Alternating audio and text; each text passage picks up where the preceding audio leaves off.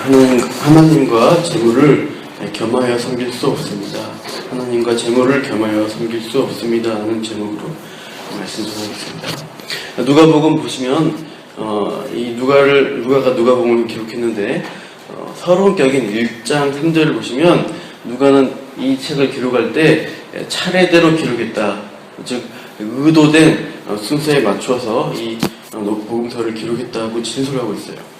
그러니까 누가복음에 나오는 순서들이나 갑자기 등장한 비유들 가르침이 그냥 갖다 붙인 짝짓기가 아니라 의도를 가지고 배열되어 있다라고 전제를 하고 있습니다.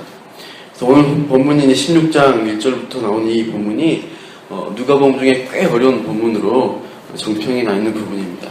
그래서 이 부분은 이제 하기에 앞서서 전체적인 흐름이 어떠하냐, 누가복음에서 이 위치가 왜 배열되어 있느냐에 대해서 한번 볼 때 좀 이해가 되고요. 그래서 이제 우리가 이 본문의 의도와 배열의 위치를 좀 나누고 제가 본문을 전하겠습니다. 13장 22절에서 14장 35절 앞부분, 15장 바로 앞부분에 보시면 그분은 죄인이 하나님께 나오려고 그러면 반드시 회개해야 된다. 그렇게 해서 하나님께 나올 수 있다라고 강조되어 있습니다. 그리고 15장에서는 하나님이 그 회개하고 돌아오는 죄인을 얼마나 기뻐하시는가 그 말씀이 비유들이 표현되어 있습니다.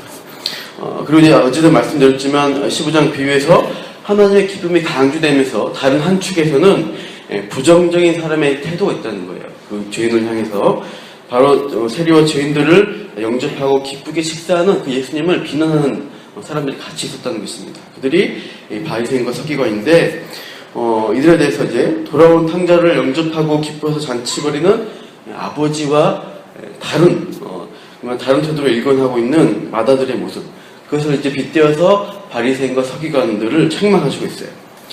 사실 맏아들의 상태가 어떠하냐 했을 때 맏아들은 가족의 모습이 아니라는 것입니다. 아버지와의 관계 또 자기 동생과의 관계가 파괴되어 있습니다. 몸은 집안에 머물러 있으나 이미 마음이 떠난 상태입니다. 집안 안에 있는 탕자라고 어제 말씀드렸어요. 그래서 세리와 죄인들과 식사하시는 예수님을 비난하는 너희 바리새인들 문제가 심각하다, 이렇게 이제 마무리가 되고 있습니다. 15장이에요. 이어서 이제 16장 또 17장 18장 14절까지의 내용이 쭉 예수님의 가르침이 이어지고 있는데 그 이어진 내용도 사실 두 그룹을 향한 말씀입니다. 한쪽은 바리새인 그룹을 향한 말씀, 그리고 두 번째 그룹은 세리와 죄인을 포함한 제자들을 향한 제자 그룹을 향한 교훈의 말씀이 번갈아서 나오게 됩니다. 그래서 이 말씀이 쌍으로 그룹을 지어서 나타나게 되는데요. 16장 보시면 16장은 재물과 관련된 비유의 말씀입니다. 전반부는 제자들에게 주신 말씀이고 후반부는 바리새인에게 주신 말씀입니다. 16장 1절 보시면 제자들에게 이르시되라고 되어 있죠. 16장 그리고 14절을 보시면 거기에는 바리새인들, 돈을 좋아하는 자들을 향한 말씀이 그 이후에 이어지고 있습니다. 다 돈과 관련되어 있는 내용입니다.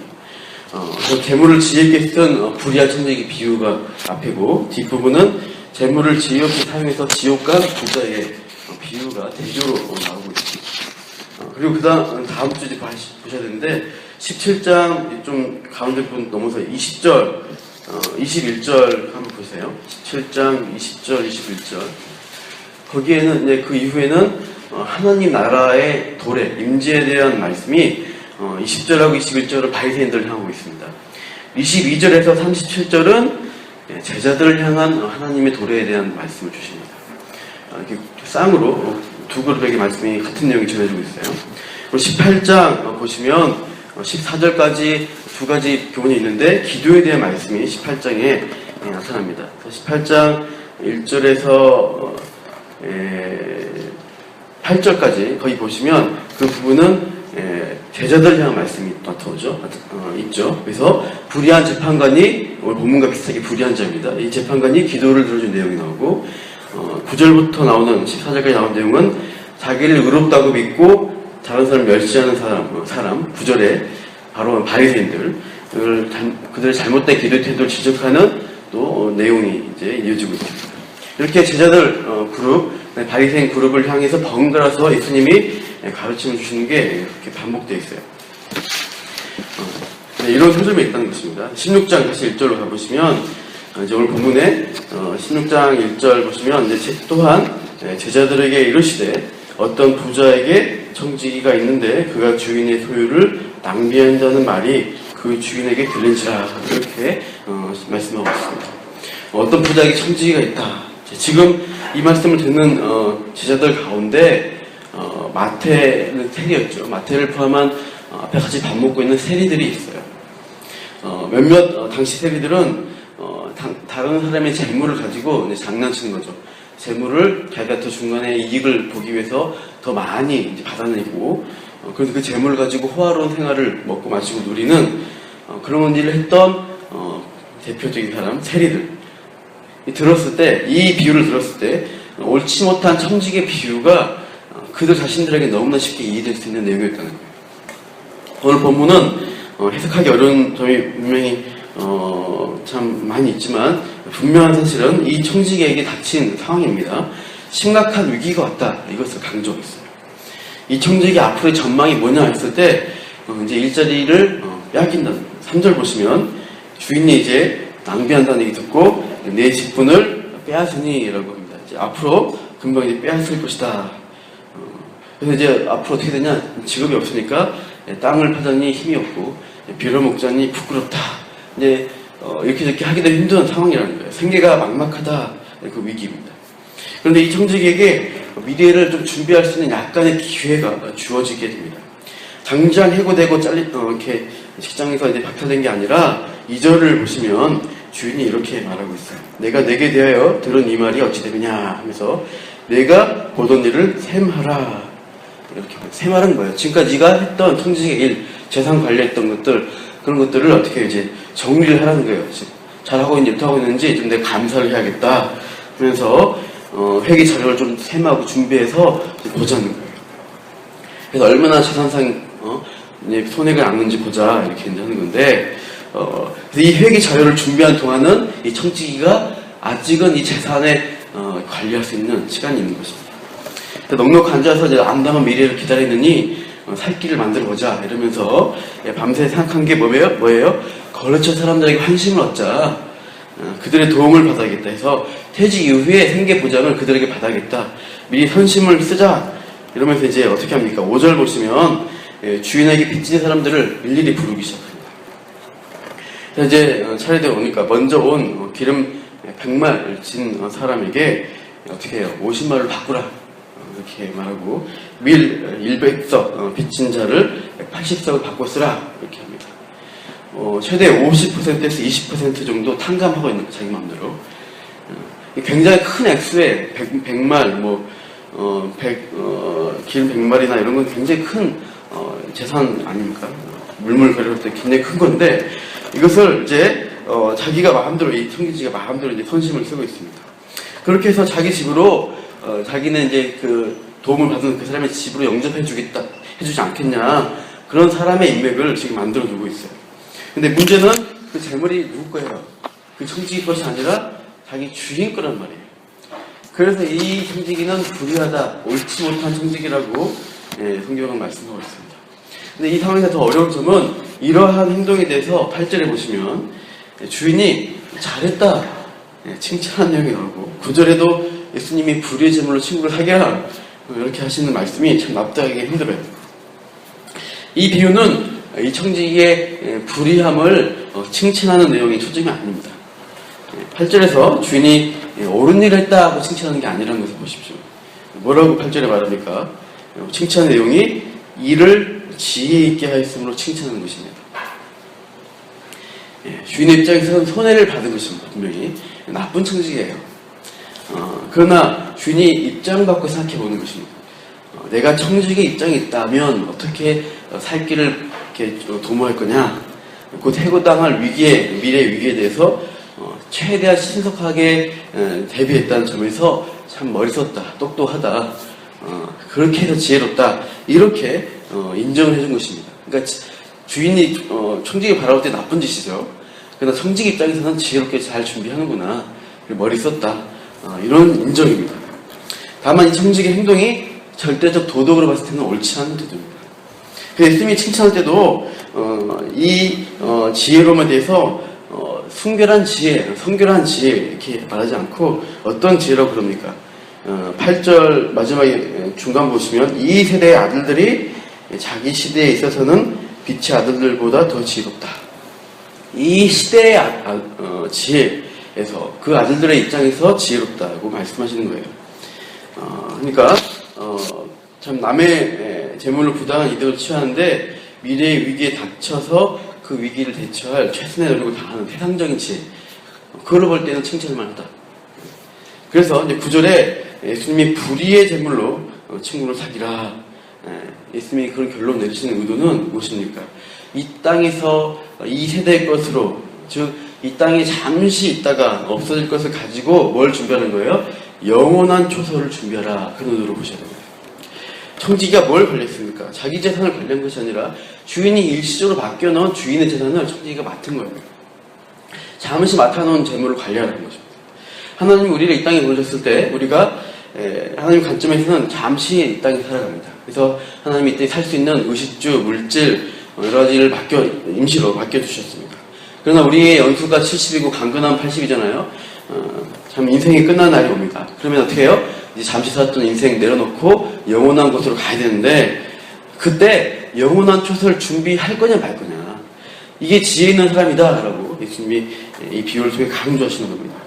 영원한 초소를 준비하지 않은 사람은 참으로 지혜가 없는 거다. 세상 지혜를 가진 것보다 참 머리가 안 되는 거다. 이렇게 지적하시는 거예요. 인생의 청지기로서 우리는 한 주인을 이 땅에서 선택하고 살아야 된다. 영원한 초소를 준비하는 것이 그 태도다. 13절 다 같이 한번 읽어보겠습니다. 본문 13절 시작. 집 하인이 두 주인을 섬길 수 없나니 혹 이를 미워하고 저를 사랑하거나 혹 이를 중히 여기고 저를 경히 여길 것이니라. 너희는 하나님과 재물을 겸하여 섬길 수 없느니라. 하나님이냐 재물이냐 선택하라. 하나님을 이용해서 재물을 우상으로 섬길 것이냐, 재물을 수단으로 해서 하나님을 섬겨서 영원한 초소를 준비할 거냐, 이렇게 선택의 갈래에 있다는 거예요. 참, 인생 가운데 가장 중요한 선택을 하라고 지금 세리를 포함한 제자들을 향해서 예수님이 말씀을 주시는 거예요. 머리 똑똑한 사기꾼도 재물 가지고 미래를 준비하는 지혜를 발휘하는데, 하물며 더군다나 회개하고 하나님 자녀로 돌아온 너희들이 이 땅에서 모든 것을 다 준비해서라도 모든 것을 써서라도 영원한 나를 준비하지 않겠냐, 그게 하늘의 지혜 아니겠냐라고 오히려 강조하는 것입니다. 불의한 때문에 잘했다는 게 아니라요. 그 지혜를 배우라는 것입니다. 미래를 준비해라.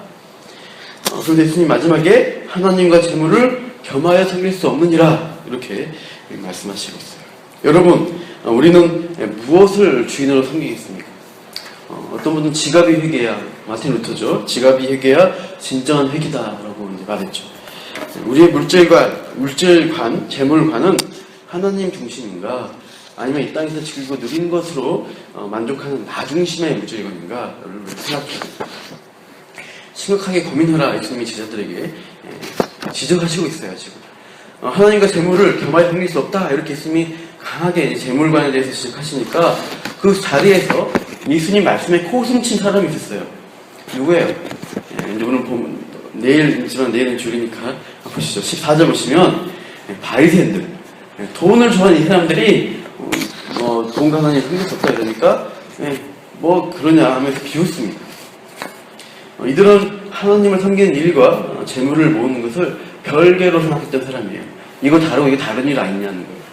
안식일에 예배 드리고 성전에서 제사 드리는 종교 생활 그때그때 지키면 될 일이고, 내가 세상에 살면서 돈 모으고 축제하는 일, 재산 모으는 일들, 그것은 내 사생활이야. 내 프라이버시니까 건들지 마. 이렇게 생각하면서 나쁜 짓도 하겠다. 실제로 하나님 잘 믿는 사람이 물질의 축복을 받은 것으로 생각하고 돈을 모으기 위해서 이제 이 바리새인들은 편법과 착취를 예사로 했습니다. 어떻게 해요? 바리새인의 모습 보면 과부의 재산을 삼킵니다. 과부의 재산을 삼키고 부모 공양의 의무를 해야 되는데 고르반 이렇게 선언하고 지키지 않고 자기 재산만 막 모으는 거예요. 참 그런 자들에게 주는 경고의 비유가 이제 15절 이후에 이제 19절 보시면 부자와 나사로 비유로 나타나고 있습니다. 그래서 하나님 믿는 가난한 이웃이 집 앞에도 이제 힘들게 살고 있는데 부자는 전혀 무시해버리고 자기만 위해서 자기만 즐기면서 잔치하면서 살아가요. 결국 어디 가냐? 그래서 지옥 갔다 얘기합니다. 그러니까 행위 때문이 아니라 믿음이 없고 하나님을 두려워하지 않기 때문에 미래를 준비하지 않기 때문에 그 재산이 자기 거라 생각하고 자기 마음대로 쓰는 거예요. 이런 사람은 마지막 지옥 가서 참 영원한 고통 가운데 참 지위 없게 되었다. 이렇게 예수님 비유를 주시는 거예요. 이 땅에 참 많은 기독교인이 있습니다. 우리가 우리가 신앙생활을 할 때 물질관이 신앙과 연결이 돼야 됩니다. 일치해야 합니다. 참 기독교라고 하면서 기독교인이라고 하면서 참 우리가 잘못되어진 물질관이나 돈을 쓰는 데 있어서 잘못되어진 모습들을 많이 보게 돼요. 근데 우리가 이 부분까지 삶의 온전한 부분까지 같이 하나님 영원한 날을 준비한 회개가 있어야 된다. 이랜드 보면은 한때 주일은 칩니다 광고를 참 많이 믿음의 기도라고 했습니다. 그러나 이제 그 이후에 벌어지는 여러 기업적인 사태를 보면 참 되게 믿는 기업인가 생각 들 때가 참 많이 있었어요. 무슨 영화도 이렇게 나오면서 노동자들을 이제 많이 해고하는 모습도 지금도 어려움이 있고요. 제가 보니까 중소기업 제품이 나오면 좋은 거 있으면 그것을 다 자기들이 본 따가지고 자기 제품인 것처럼 더 싸게 내놓습니다. 그렇게 하면서 그 중소기업이 손해가 끼치면서 자기의 이익을 누리는 그런 좀 기업 윤리에 맞지 않는 그런 행동들도 좀 한다고 해요. 술, 담배 하지 않는 기업 문화 그렇게 해서 강조하지만 참 윤리적인 부분에서는 옳지 못한 것들을 보게 됩니다. 특정한 생활을 하면서 우리가 삶의 진정한 중요한 돈에 관련된 부분에서는 진정한 회개가 없다면 율법주의자 바리새인이 가진 문제가 아닌가 생각하게 돼요. 또 우리가 시간에 있어서 어떻게 합니까? 시간 내서 주일 예배 드렸으니까 공예배 다 드렸으니까 새벽기도 한번 드렸으니까 그 다음 시간 내 마음대로 다 할 테야. 그게 아니라 더욱더 말씀대로 우리가 살아가야죠. 삶의 예배자 아니겠습니까? 이렇듯 우리의 시간과 재정 사용에 신앙 고백하고 회개하는 그런 삶의 태도가 있어야 합니다. 오늘 본문을 따라서 우리가 우리가 자신을 공부하면 하나님보다 돈을 내가 사랑하는가 자신을 점검해 봐야 합니다. 특히 11조가 이 부분에 있어서 우리에게 중요한 돈보다 하나님을 선택하는 신앙적인 결단일 수 있습니다. 교회 돈 많이 내서 교회가 부자가 되고 이런 걸 말하는 게 아닙니다. 11조를 통해서 우리가 참으로 하나님을 섬기는지가 많이 신앙적 고백이 됩니다. 신방하다가 어떤 분이 11조 때문에 고민하는 말씀을 좀 들었어요. 돈 들어갈 일이 많아서 11조 하기 어렵다는 겁니다. 지금. 당장은 11조 못하고 있습니다. 그래서 얼마나 받으십니까? 그러니까 남편 월급이 300을 받는다고 하시는 거예요. 그래서 생활비 들어갈 일이 너무나 많아서 이 11조 하기가 참 힘들다고. 그러니까 이제 목사님 이제 이렇게 판단하면서 11조를 먼저 떼야 된다. 안 떼고 하면은 부족할 수밖에 없고 평생 쪼들리고 살 거다. 이렇게 이제 예언하셨어요. 11조 먼저 신앙생활 떼고 나서 해야지 하나님에 대한 믿음이 고백되고 그 다음에 그 맞춰서 하는 거지. 먼저 틀 거 쓰고 나중에 하겠다 그러면 안 되는 거라는 거지. 그때 우리가 11조를 할 때 결단이 있는 거지. 돈이냐 하나님이냐. 우리 일상의 삶 가운데 이게 선택해야 달라. 참 중요한 신앙적인 결단입니다. 돈을 사랑하는 바리새인, 하나님보다 돈을 섬기는 사람에게는 다음 세상 영원한 처소가 없습니다. 이 사람에게는 오직 이 세상만으로 만족되어지지 않는 것이 하나님이 필요 없는 거예요. 우리가 오늘 본문의 말씀을 통해 믿는 자의 우선순위가 무엇인지를 또 지켜나가고 더 좋은 미래를 준비하는 지혜를 깨닫고 또 살아가시는 저와 여러분 되기를 축원합니다. 네, 기도하겠습니다. 하나님, 정말 저희가 이 시대를 살아갈 때 이 시대 사람들의 미래를 준비하는 모습을 보면서 우리는 주님이 영원한 나라에 속한 자로 불러주셔서 하나님 이 땅을 살아가게 하시는데 우리가 영원한 초소를 바라보고 그 초소를 참 모든 우리의 주어진 것들, 일시적인 것들을 가지고 그것을 준비하는데 사용하는 지혜를 가지게 하여 주옵소서. 이 시대에 우리가 참 물질을 좋아하고 돈을 좋아하는 이 시대에 휘둘릴 것이 아니라 깨어서 하나님을 섬기고 하나님을 위해서 우리에게 주어진 것들을, 일시적인 것들을 잘 사용할 수 있는 그런 삶의 예배자, 하나님의 자녀로서의 신앙생활을 허락하여 주시옵소서. 오늘도 그렇게 기도하며 또 주일을 잘 준비하는 은혜를 주시기 원합니다. 감사하며 예수님 이름으로 기도합니다. 아멘.